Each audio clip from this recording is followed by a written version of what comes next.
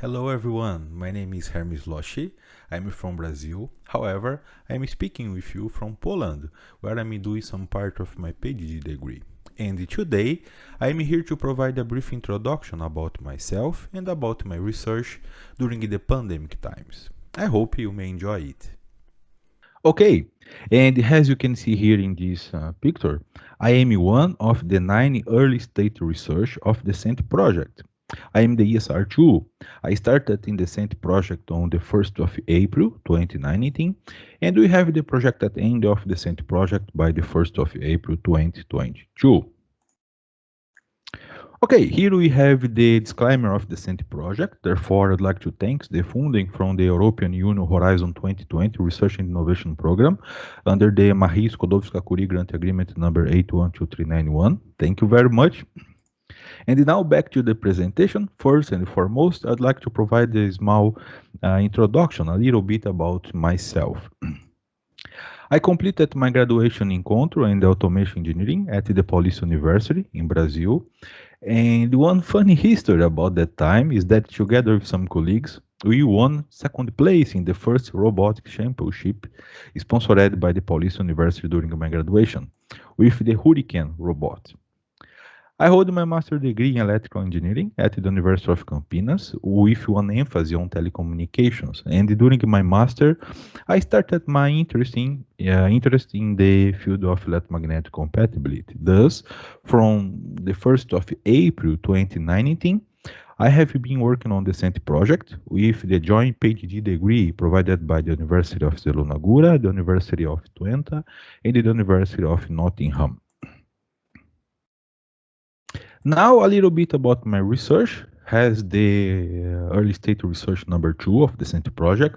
My task is connected with the statistical modeling of nonlinear linear device and the impact of their spread in larger numbers. Basically, we had decided to work with power electronics, where we can apply different types of switching control strategies to reduce or change the electromagnetic interference shaped by the spectral frequency, improving the electromagnetic compatibility between system to system, for example.